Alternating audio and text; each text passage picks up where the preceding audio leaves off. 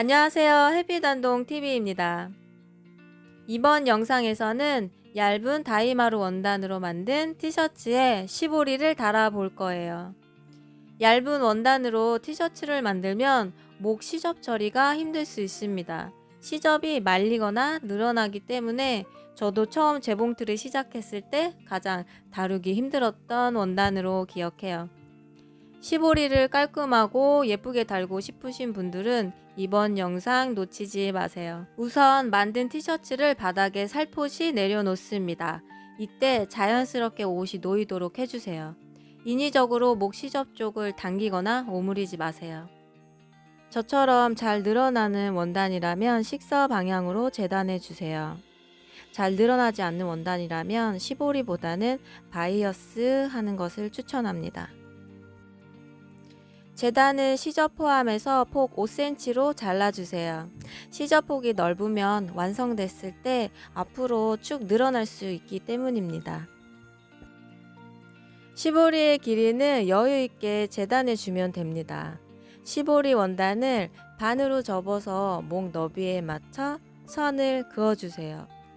그리고 시접 1cm를 추가해서 잘라준 다음 박음질을 해줄 거예요. 연결된 시보리의 시접을 가름솔로 정리한 다음 화면에 보시는 것처럼 반으로 접어줍니다. 몸판에 시보리를 달아주기 위해서는 필요한 게 있습니다. 바로 날라리 실을 사용하셔야 해요. 날라리사는 밑실로만 사용하세요. 윗실에는 일반사를 사용하면 됩니다. 날라리사는 잘 늘어나기 때문에 날라리사를 사용하게 되면 티셔츠를 입었을 때 목 라인이 부드럽게 늘어납니다. 일반사로 하게 된다면 여기 머리를 넣으려고 이렇게 하면 박음질 하면서 시보리가 한쪽으로 치우치면 안 되기 때문에 시보리를 4등분해서 핀으로 고정합니다. 목 시접에도 4등분하고 핀으로 고정하세요. 핀으로 고정된 곳에 시보리와 몸판을 맞춰주고 박음질하면 됩니다.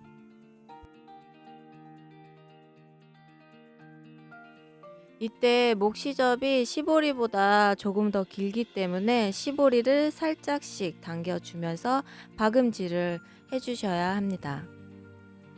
박음질을 다 하고 나면 약간 목 라인이 운 느낌이 납니다. 잘못 만들었나? 내가 잘못 박았나? 라고 고민하지 마세요. 상침을 하고 스팀을 싸주면 아주 예쁜 목 라인이 완성됩니다. 지금까지 시보리 다는 방법을 알아보았습니다.